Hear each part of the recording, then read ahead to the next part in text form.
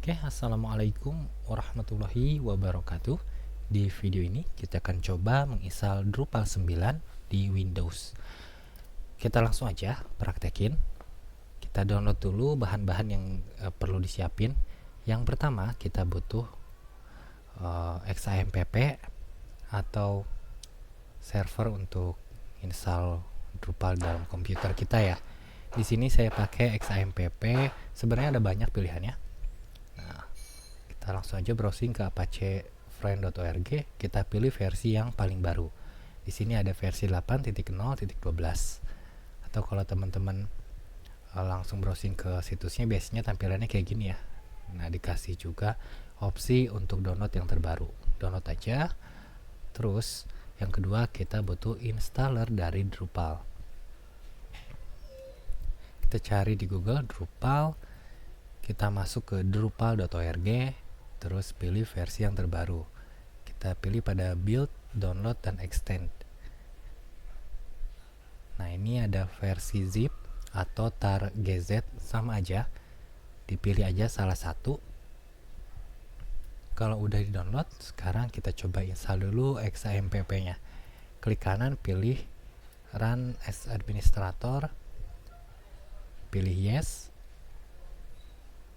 Biasanya bakal ada notif user account control. Nanti bisa kita siasatin, bisa kita matiin notifnya supaya nggak muncul terus. Nah, ini produknya Bitnami ya. Nah, ini tampilan kayak gini bisa kita siasatin. Saya screenshot dulu deh.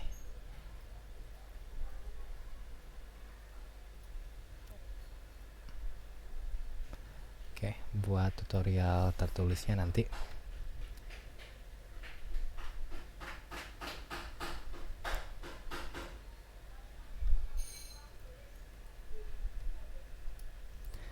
Kita klik OK dulu aja. Nah, ini supaya gampang ya misalnya nanti kita abort dulu atau kita batalin instalasinya. Kita buka start menu, ketik UAC. Nah, ini kita pindahin ke paling bawah supaya si notif tadi nggak muncul. Kita klik OK, yes. Sekarang kita install lagi Drupalnya, kita coba. Harusnya sih udah nggak muncul lagi ya notif yang tadi. Cuman kelemahannya itu dia bakal agak lebih rentan dalam tanda kutip ya untuk keamanan sistem kita.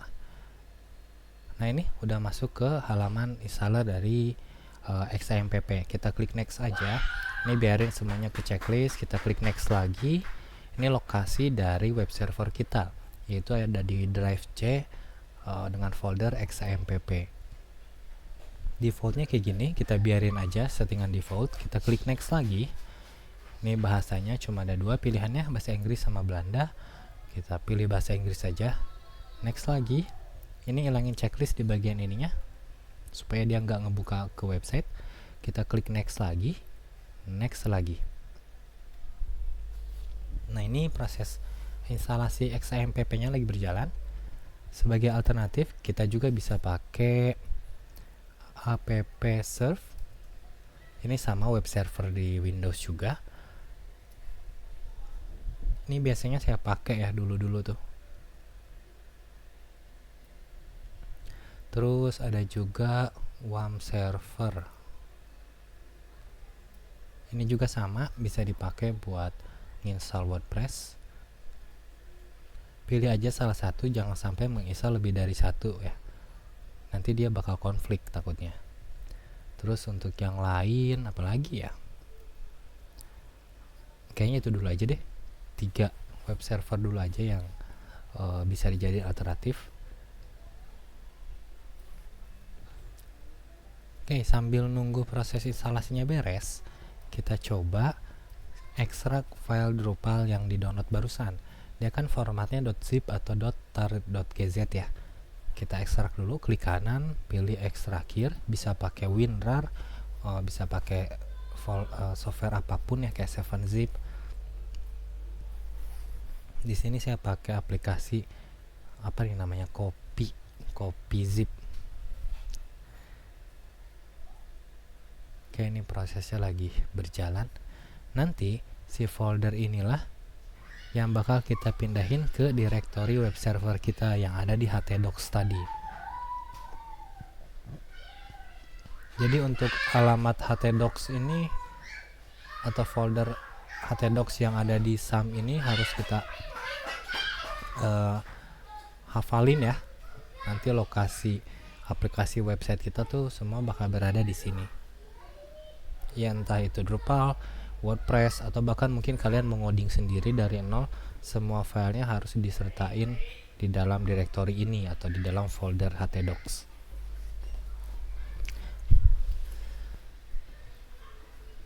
Di sini saya pakai Windows 7. Tentunya aplikasi atau tutorial ini bisa diterapin juga di versi Windows lebih baru ya, kayak Windows 8 mungkin masih ada yang pakai, atau Windows 10 bahkan mungkin Windows 11. Oke.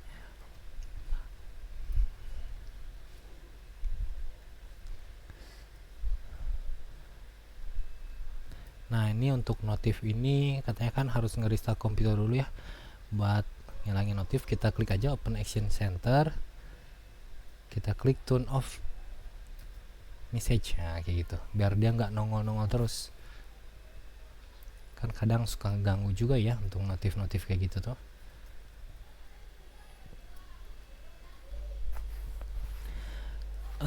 Pas saya praktekin barusan, saya udah sempat install Drupal juga. Ada dua konfigurasi yang harus kita tambahin. Nah, salah satunya ini bisa dibilang mungkin scriptnya kali ya. Nanti teman-teman bisa cek aja di deskripsi. Kemudian ternyata dia butuh extension GD ya untuk php.ini nya. Nanti kita coba akalin. Nah, ini otomatis ngebuka foldernya si Drupal yang tadi kita ekstrak. Kita tunggu aja.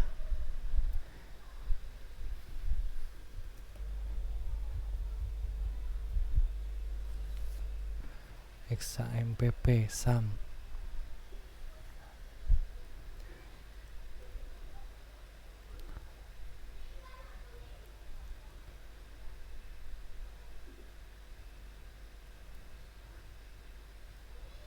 Untuk web browsernya saya pakai Opera buat praktekin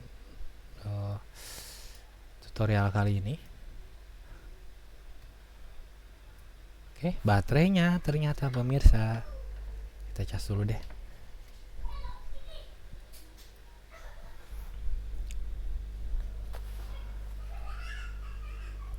SAM ini juga nyediain buat versi GNU/Linux ya. Tapi kalau untuk GNU/Linux sih saya nggak rekomendasiin pakai SAM karena berat gitu. Mending kita install secara manual, kayak install Apache-nya dulu dan selanjutnya. Nah, ini udah kelar ya proses instalasi XAMPP-nya. Kita klik finish aja, dia bakal otomatis kebuka control panel atau control center ya. Nah, ini udah jalan belum ternyata. Kita start dulu aja untuk Apache sama MySQL. Cuma dua aplikasi web ini aja yang kita butuhin untuk ngejalanin Drupal. Oke. Sekarang kita cek, kita browsing ke localhost. Nah, kalau muncul tampilan kayak gini berarti SAM kita udah berjalan ya. Web servernya pun udah berjalan, Apache. Oke, kita sekarang install Drupalnya. Nah, si folder ekstrak tadi namanya bakal kayak gini. Tentunya bakal nyesuaiin dengan versi Drupal yang teman-teman download. Kita rename aja, klik kanan rename, kita kasih nama yang gampang diingat. Nama inilah nanti yang jadi alamat dari website kita di localhost. Contohnya, saya kasih nama Drupal. Tinggal klik kanan, pilih cut, kita pindahin ke direktori htdocs. Tadi lokasinya harus diingat ya, ada di localdisk C, XAMPP, htdocs. Nah, kita pastein si folder tadi di sini. Untuk namanya tentunya bebas ya, nggak mesti Drupal. Nah, udah nih, udah pindah. Sekarang kita browsing ke phpMyAdmin dulu. Di sini nih ada nih. Kenapa? Karena kita butuh database. Kita klik pada bagian new. Kita bikin database, namanya bebas supaya lebih gampang diingat. Saya kasih nama Drupal. klik create. Nah, udah bikin ya, udah jadi nih database-nya, tapi kan masih kosong. Sekarang kita browsing ke localhost / nama folder dari website Drupal kita. Tadi namanya apa? Di saya kan namanya Drupal. Ya, tinggal disesuaikan aja sama nama website teman-teman. Nah, ini udah masuk ke halaman instalasi dari Drupal.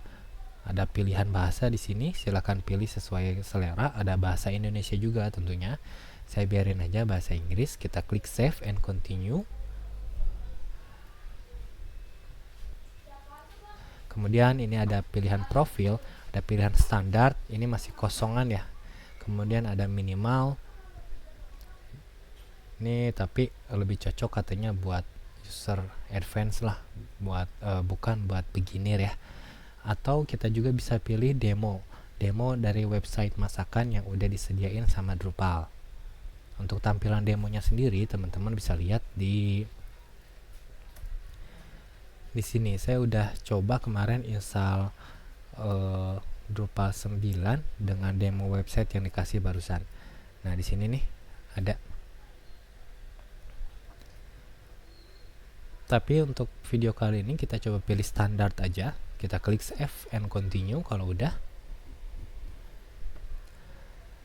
Nah, di sini ada keterangan ya, ada error nih.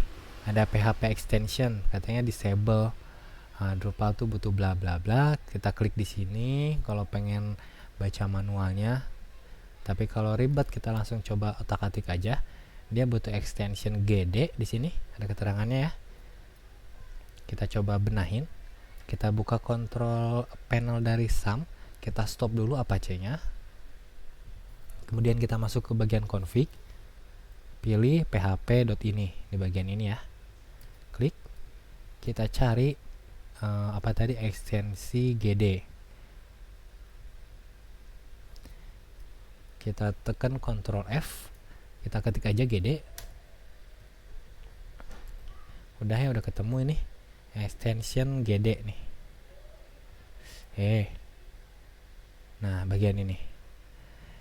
Caranya gimana? Caranya kita hapus aja titik koma di sini atau semikolon ya. Titik koma di sini. Hapus. File kita save. Kita close notepad-nya. Kita coba jalanin lagi si Apache web servernya. Ini udah jalan. Kita coba refresh.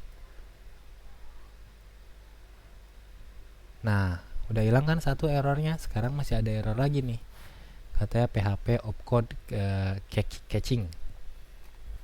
Nah, ini untuk dokumentasinya silahkan baca-baca kalau pengen ngulik. Tapi buat ngakalinnya di video ini, kita coba edit lagi aja. Kita stop dulu web servernya. Kita buka config lagi, masuk ke php.ini. Kita cari yang namanya Ctrl F dulu ya, Opcache. Nah, ada kan di sini Zen extension Opcache nih. Nah, kita kasih baris baru. Kemudian kita coba tambahin. Karena tadi saya udah bikin contekannya. Nah, tambahin ini nih. Nanti untuk script ininya bakal dicantumin di deskripsi ya. Kita tambahin di sini, dipastein aja. Kalau udah kita save, kita close notepad-nya. Kita coba start lagi, jalanin lagi si Apache web servernya. Masih loading. Nah, udah beres. Tinggal kita coba reload atau refresh halaman web browser kita. Harusnya notif ini udah hilang. Nah, udah hilang kan? Sekarang tinggal kita kasih nama database-nya yang barusan kita bikin. Nama database-nya tadi saya bikin Drupal, silahkan disesuaikan tentunya dengan nama database teman-teman. Untuk database tipenya pilih MySQL atau biarin default kayak gini ya, bukan SQLite. Nah, kemudian untuk database username ini semuanya sama, yaitu root. Untuk database passwordnya kosongin aja. Terus kita klik save and continue.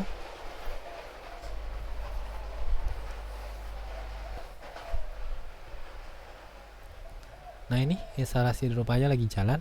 dia bakal nginstal modul-modul dalam Drupal. Ada sekitar 40 modul yang bakal diinstal. Sekarang kita coba main ke websitenya Drupal aja deh, sambil nunggu instalasinya kelar ya.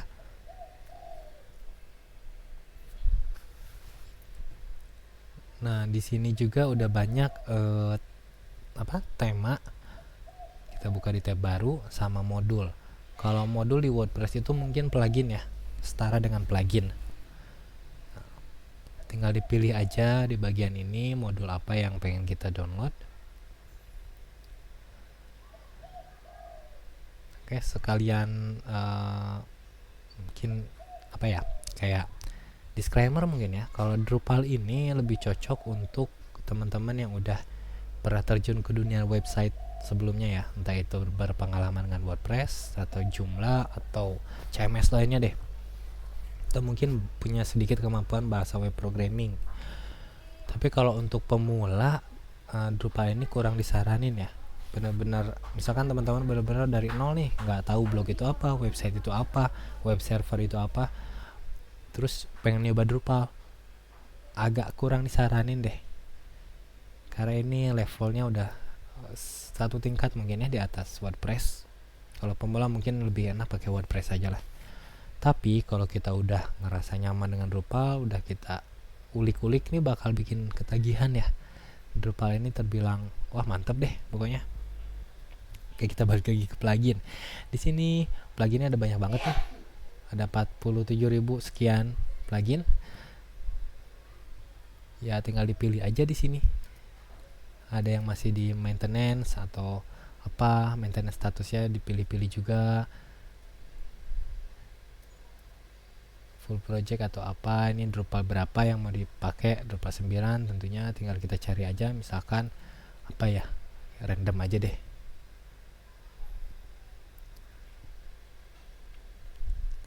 Ini buat Google Analytics.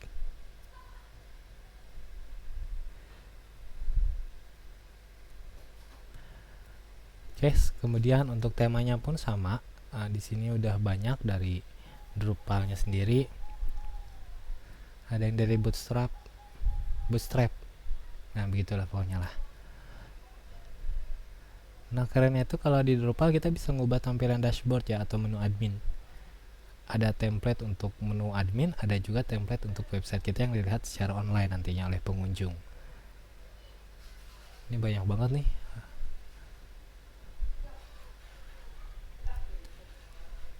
Misalkan ini, tapi ini udah nggak diupdate ya, 2020. Oh, ini untuk Drupal 8 ternyata. Nah, nanti jangan lupa untuk disesuaikan dengan versi Drupalnya. Takutnya si template tadi belum support sama versi Drupal yang kita pakai ya. Oke, kita close lagi aja. Ini ternyata udah beres. Ternyata tinggal kita kasih nama, misalkan websitenya apa nih, website Drupal misalkan, apalah bebas. Ini email kalian, email aktif. Kemudian ini contoh aja ya, username-nya apa, misalkan root atau admin atau apalah. Passwordnya apa, misalkan admin 123. Saya konfirmasi lagi supaya ngecek dia cocok atau enggaknya. Nah, ini email address-nya samain aja sama yang di atas, nggak apa-apa. Kemudian pilih negara, kalian tinggal di mana, di Indonesia misalkan.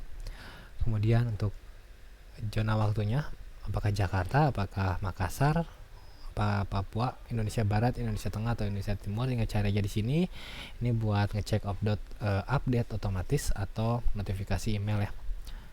Bisa kita ilangin juga misalkan.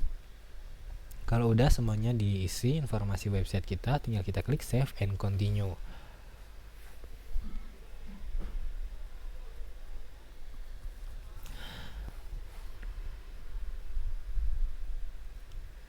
Nah, ini udah muncul nih di tampilan Drupal kita. Ini websitenya kayak gini ya. Udah selesai instalasinya. Yang pasti Drupal ini udah sangat mobile friendly, atau tampilannya itu responsif, bakal nyesuaiin dengan layar yang digunain. Kalau di handphone kemungkinan tampilannya kayak begini. Kalau di tablet mungkin agak sedikit gede kayak gini mungkin ya. Kemudian untuk di PC, desktop atau laptop kayak gini tampilannya full. Nah, untuk halaman adminnya,